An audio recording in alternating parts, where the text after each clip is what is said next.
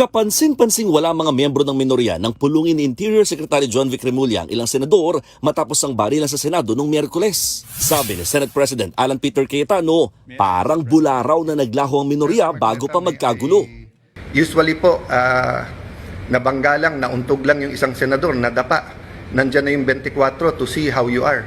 Usually po, may threat pa lang sa Senate, pupunta na dyan lahat to see how. But makita nyo naman po, parang bula na wala po yung buong minority. Pagkatapos wala kaming narinig hanggang mga 10, 10:30. Bagay na tinabla ni Senador Ping Lacson.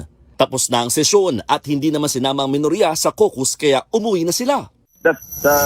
Hindi talaga malayong-malayo sa katotohanan yung pahayag nan at napaka-unfair. Masyado siyang malisyoso. Wala naman silang basihan para sabihing umalis kami ng sadya para iligtas yung sarili namin at sila yung iwanan doon sa Senado kasi wala naman nakakalam na magkakaroon ng gulo. Tinabla rin ni Lacson ang pahayag ni Cayetano na under attack o inatake ang Senado. Inamin naman ni General Mau Aplasca na siya yung unang nagpaputok ng warning shot. So pag under attack, inattack ka, ikaw ang pinaputukan at gumanti ka ng putok. So yun lamang magpapatotoo na hindi under attack ang Senado. Kung si Senator Erwin Tulfo naman ang tatanungin, hindi maganda sa imahe ng Senado ang nangyaring komosyon. Actually, the reality was that noong umaga pa lang, sabi na kasi na meron daw all members caucus. Ibig sabihin lahat, majority, minority, na ipapatawag si Senate President Cayetano. Bandang alas 2 ng hapon or alas 3 during the session, nagbago, sabi, all majority caucus na lang. Kasi minority, so ano pang gagawin namin? Habang si Senator Risa Ontiveros pumalag sa tila panggagaslight o pangiintriga sa kanilang pag-uwi bago ang gulo. Anong gusto nila? Tapos na ang session? Nakaupo lang kami dyan sa session hall? Of course not. Ang mga nagsasabi niyan, actually sila yung pinaka may dapat ipaliwanag. So, gaslighting sila sa ganyang pangingintriga.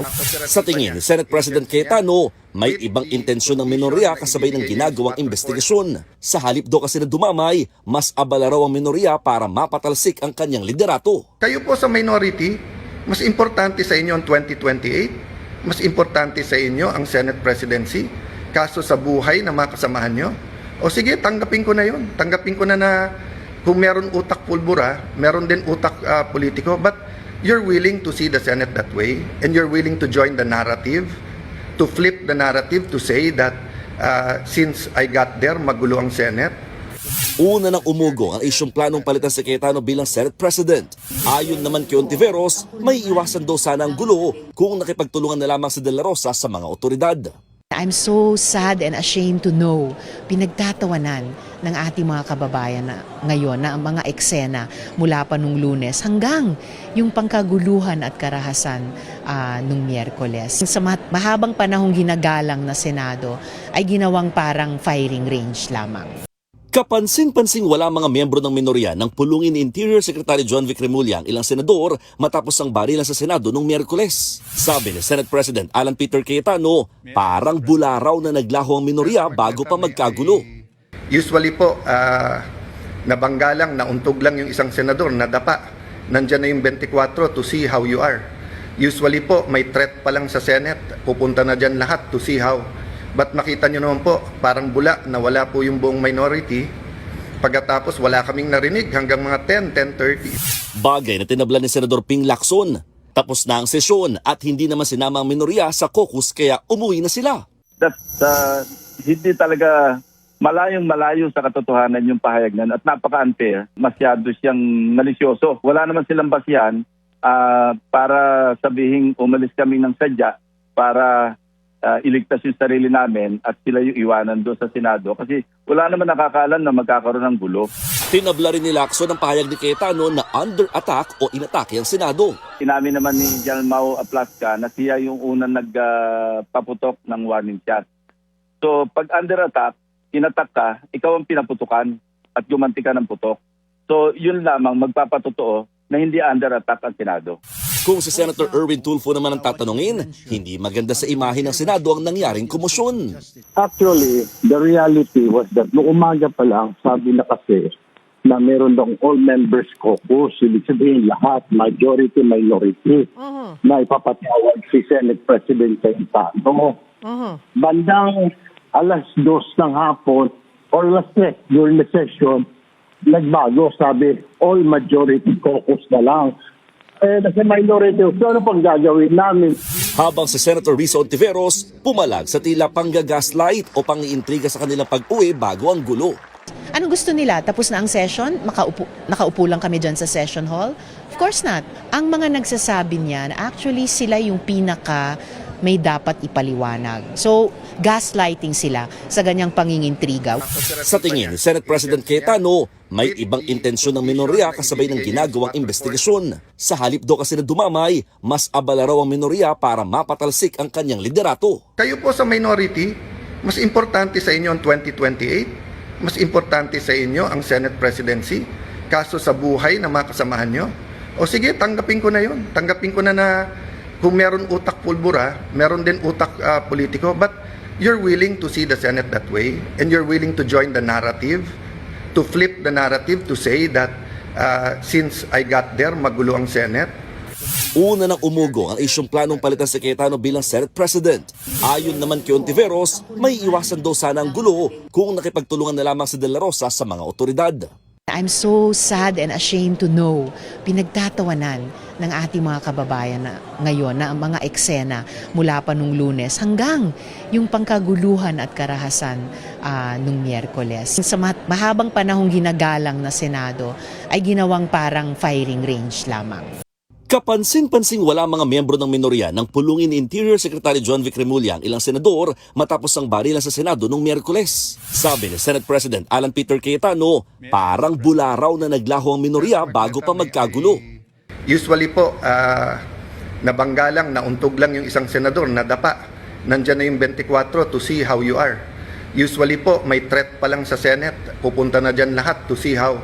But makita nyo naman po, parang bula na wala po yung buong minority.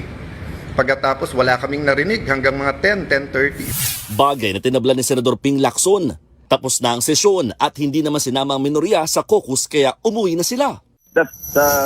Hindi talaga malayo sa katotohanan yung pahayag niyan at napaka-unfair. Masyado siyang malisyoso. Wala naman silang basihan para sabihin umalis kami ng sadya para iligtas yung sarili namin at sila yung iwanan doon sa Senado kasi wala naman nakakaalam na magkakaroon ng gulo.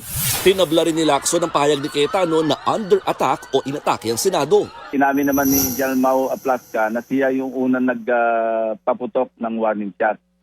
So pag under attack, inattack ka, ikaw ang pinaputukan at gumanti ka ng putok. So yun lamang magpapatotoo na hindi under attack ang Senado. Kung si Senator Erwin Tulfo naman ang tatanungin, hindi maganda sa imahe ng Senado ang nangyaring komosyon. Actually, the reality was that noong umaga pa lang, sabi na kasi na meron daw all members caucus. Ibig sabihin lahat, majority, minority, na ipapatawag si Senate President Cayetano. Bandang alas 2 ng hapon or alas 3 during the session, nagbago, sabi, all majority caucus na lang. Kasi minority, so ano pang gagawin namin? Habang si Senator Risa Ontiveros pumalag sa tila panggagaslight o pangiintriga sa kanilang pag-uwi bago ang gulo. Anong gusto nila? Tapos na ang session? Nakaupo lang kami dyan sa session hall? Of course not. Ang mga nagsasabi niyan, actually sila yung pinaka may dapat ipaliwanag. So, gaslighting sila sa ganyang pangingintriga. Sa tingin ni Senate President Cayetano, may ibang intensyon ng minorya kasabay ng ginagawang investigasyon. Sa halip daw kasi na dumamay, mas abala raw ang minorya para mapatalsik ang kanyang liderato. Kayo po sa minority, mas importante sa inyo ang 2028, mas importante sa inyo ang Senate presidency, kaso sa buhay na mga kasamahan nyo. O sige, tanggapin ko na yun. Tanggapin ko na kung meron utak pulbura, meron din utak politiko, but you're willing to see the Senate that way, and you're willing to join the narrative, to flip the narrative to say that since I got there, magulo ang Senate.